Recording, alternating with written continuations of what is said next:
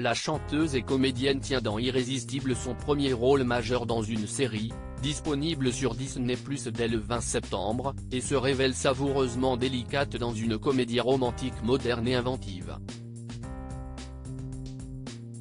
Quand Adèle, Camélia Jordana, jeune créatrice de podcast, rencontre Arthur, Théo Navarro-Mussi, mathématicien de l'amour, leur coup de foudre est immédiat, tout comme les crises d'angoisse qu'il lui déclenche. Signé par Clémence Madeleine Perdria, déjà connue pour son travail sur En Thérapie ou Les Gouttes de Dieu, cette comédie romantique disponible sur Disney+ dès le 20 septembre s'amuse à revisiter et réinventer avec esprit et fraîcheur les codes de ce genre si populaire. Après son succès dans Les choses qu'on dit, Les choses qu'on fait, qui lui a valu une nomination au César, Camélia Jordana revient dans le rôle d'une femme aux prises avec ses sentiments, et signe même la chanson générique de la série. À l'occasion de la sortie de la série, elle s'est confiée à Télé Loisirs sur ce que le rôle d'Adèle a de si personnel. Camélia Jordana dans Irrésistible, Disney+, tous les codes de la comédie romantique sont bouleversés, renversés, inversés. Télé Loisirs, c'est votre premier rôle majeur dans une série. À quoi ne pouviez-vous pas résister dans ce rôle? Camélia Jordana, à la lecture, j'ai eu un énorme crush pour Adèle, je l'ai trouvée très libre, fantasque et moderne. J'ai trouvé que le choix de Clémence Madeleine Perdria d'inscrire cette série dans le décorum du podcast permettait de donner de la place à d'autres histoires d'amour. C'est rare dans les comédies romantiques d'avoir le droit à plein de romances différentes, ce qui rend la série très généreuse. Tout comme la modernité de l'écriture, le regard féminin et féministe qui sont très nouveaux.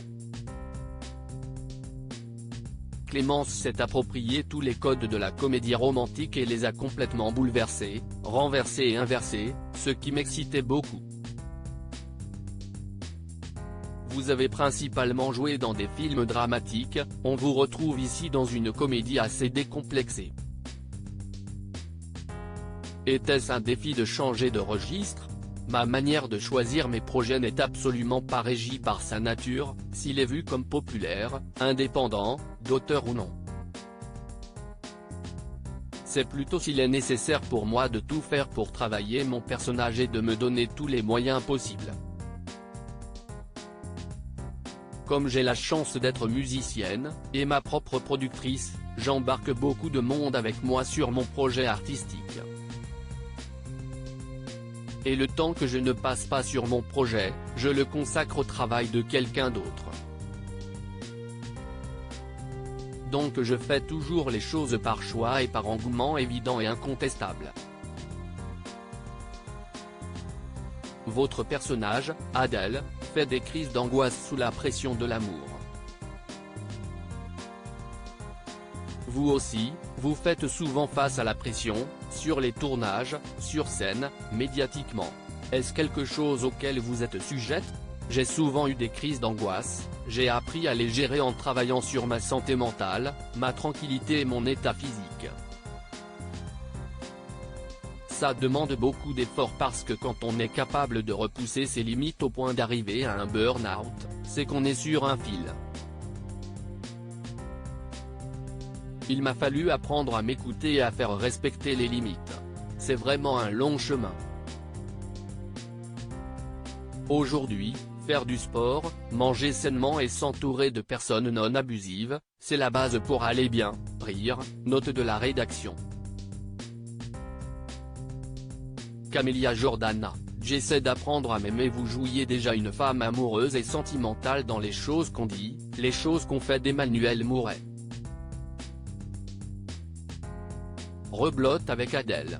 Êtes-vous aussi une amoureuse dans la vie? J'essaie plutôt d'apprendre à m'aimer. C'est ainsi qu'on peut réussir à tomber amoureuse de quelqu'un. Avant ça, j'avais beau être amoureuse, je crois que c'était juste d'une certaine idée de l'amour qui n'a rien à voir avec celui que j'arrive à vivre aujourd'hui. Pour y arriver, il faut parler de santé mentale et il est possible d'aller voir des psychologues car c'est important de comprendre comment nous sommes construits, nos réactions, nos systèmes de protection. Il faut apprendre à se connaître et essayer de se libérer de ce qui nous encombre. Irrésistible, c'est la comédie romantique par excellence, votre personnage s'amuse même de ses codes. Y a-t-il des comédies romantiques qui vous ont personnellement forgé? J'ai évidemment été biberonné par les comédies romantiques qu'on adore, qu'on regarde à chaque période de Noël, Bridget Jones, Coup de foudre à Notting Hill ou Love Actually avec lesquelles j'ai grandi. Mais la série qui a été une vraie référence pour Irrésistible, c'est Fleabag. Votre dernier album s'intitule Facile Fragile, Adèle est un être fragile. C'est un thème qui semble être un fil rouge dans votre carrière. J'ai la chance d'avoir grandi avec une mère thérapeute en développement personnel donc, dès mes 8 ans, j'ai eu accès à des professionnels et des espaces pour pouvoir parler de ce qu'il se passait à la maison et en dehors, de l'impact que ça avait sur mon cerveau et ma liberté. Les gens qui me sont proches et que je considère comme réellement intimes partagent aussi ce travail sur la santé mentale ou ont commencé à emprunter ce chemin. C'est important pour moi. Dans vos textes, rôles ou prises de parole, revient souvent la figure de la femme engagée pour ses idées et indépendante. Quand on est exposé comme vous l'êtes et lié à des industries comme le cinéma et la musique, comment reste-t-on libre de penser et de s'exprimer? Je pense qu'il est important de connaître les règles du jeu.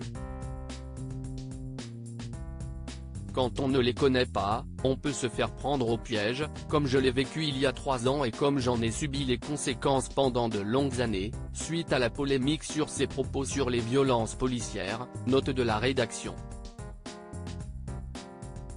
Il est très facile d'avoir une parole complètement déformée, sur-relayée, et sur-médiatisée. À la fin, on se retrouve avec une bouillie moche en guise de façade qu'on n'a pas choisie, qui est décidée par d'autres. J'ai eu la chance de commencer très jeune et d'avoir été épargné pendant longtemps. Mais quand on a décidé pour moi de transformer ma parole, je ne l'ai plus été. J'ai découvert à ce moment-là les règles du jeu sur lesquelles je glissais depuis longtemps, et aujourd'hui je continue de les apprendre pour pouvoir continuer de m'exprimer.